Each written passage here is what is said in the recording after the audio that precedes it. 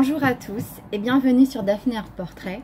Donc aujourd'hui je vous propose une vidéo sur la préparation de vos supports à peindre, principalement pour la peinture à l'huile. Donc j'ai déjà fait cette vidéo mais je l'ai effacée parce qu'il y avait quelques petites erreurs et quelques soucis techniques. Le son avait des petits problèmes à la fin de la vidéo, je m'en suis rendu compte un petit peu après et comme il y avait beaucoup de choses qui ne m'ont pas plu, finalement j'ai décidé de l'effacer et de refaire une nouvelle vidéo qui, je l'espère, sera beaucoup plus claire. Donc cette vidéo est consacrée à la préparation des supports en peinture à l'huile. Pourquoi je dis en peinture à l'huile? Parce qu'il s'agit de la préparation de supports à base de colle de peau de lapin ou colle de peau animale, de poisson, je crois qu'on en trouve aussi, de bovin, mais là en l'occurrence moi c'est colle de peau de lapin. Et cette utilisation n'est principalement, je recommence ma phrase, on utilise cela principalement que pour la peinture à l'huile, pour la simple et bonne raison que la colle de peau est extrêmement sensible à l'eau et donc elle peut provoquer très rapidement des moisissures. Donc c'est très important que quand on rentre dans un processus de préparation à base de colle de peau, on finit le processus avec cette colle de peau et on n'utilise ensuite que des matières à l'huile. Voilà. Alors, cette vidéo en fait va être en deux parties. Donc là, la première partie c'est celle-ci, c'est sur la phase de l'encollage et il y aura une seconde vidéo sur la phase d'induction. D'accord? Donc l'encollage, c'est quoi? C'est le fait d'imperméabiliser le support à peindre contre donc l'humidité pour pas qu'il se détériore lui-même, pour pas que la peinture attaque le support, parce que la peinture à l'huile est assez abrasive et donc elle peut attaquer le support. Donc le fait de l'encoller va lui permettre en fait de protéger le support et aussi de faire en sorte que l'huile ne pénètre pas à l'intérieur du support, donc en fait va être absorbée par le support. Donc l'encollage est très important parce qu'il est à la fois imperméabilisant mais en même temps il permet quand même au support de respirer. La seconde phase qui est d'induction permet à la peinture en fait de s'accrocher au support et donc d'être très bien conservée avec le temps. Voilà. Donc ce sont des phases qui sont finalement importantes puisque ça va permettre la pérennité de votre œuvre. Alors pour la peinture à l'huile, il y a des peintures en fait qui ont été créées il y a 400-500 ans et qui ont été parfaitement conservées jusqu'à aujourd'hui, comme on peut le voir dans les musées, justement grâce à ce genre de procédé qui finalement n'est pas si compliqué.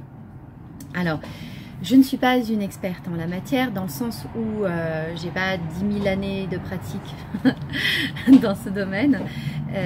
Ça fait quelques temps en fait que j'utilise ce système.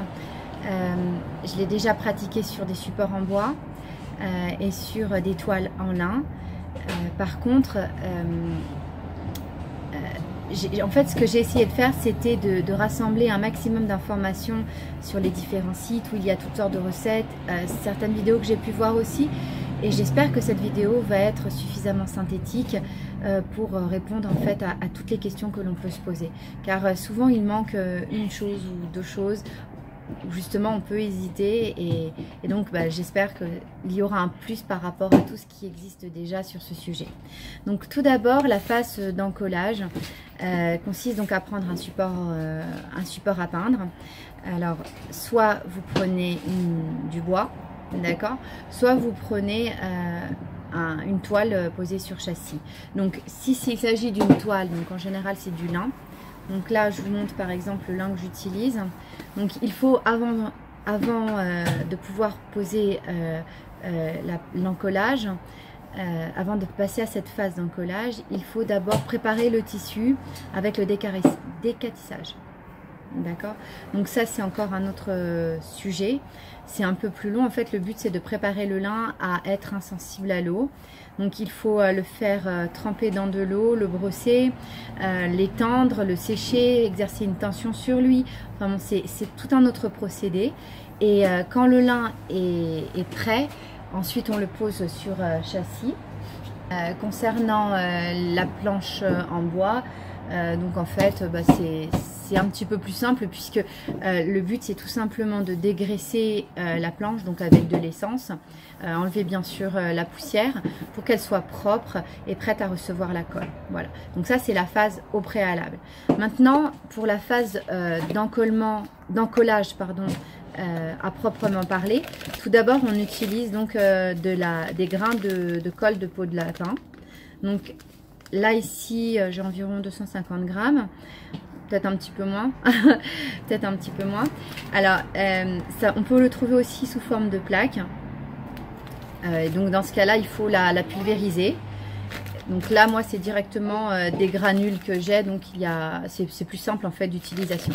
Donc comment procède-t-on? C'est assez simple. Il faut tout d'abord préparer sa colle 24 heures à l'avance. Donc la mettre dans de l'eau et la laisser reposer 24 heures. Alors au niveau des quantités, les voici. Donc si jamais il s'agit d'encoller une planche en bois, eh bien il faut 7%.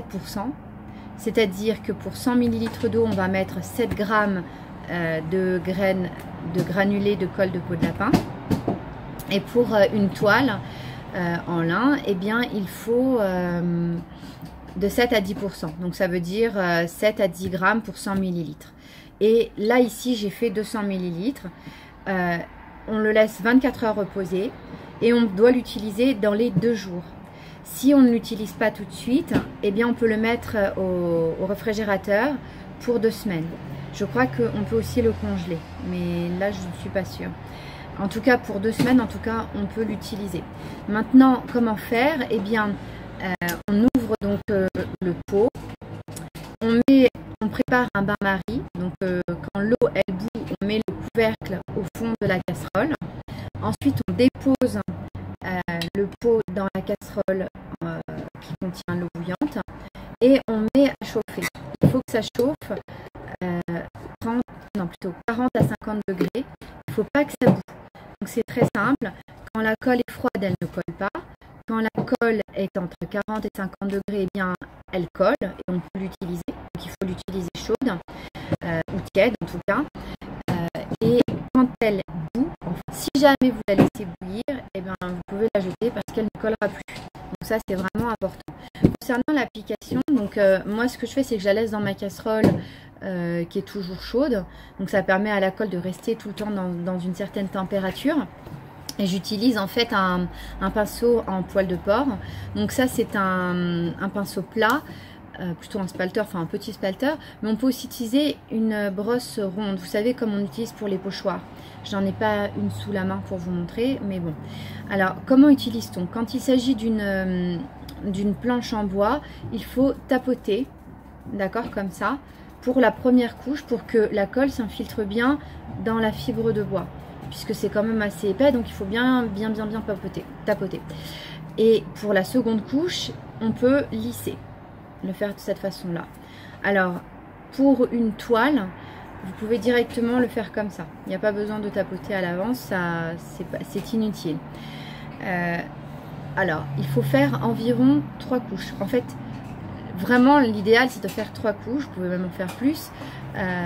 3 couches. Ce qui est très important, c'est de laisser sécher entre chaque couche. Waouh, décidément. Je suis avec les couches, avec les enfants.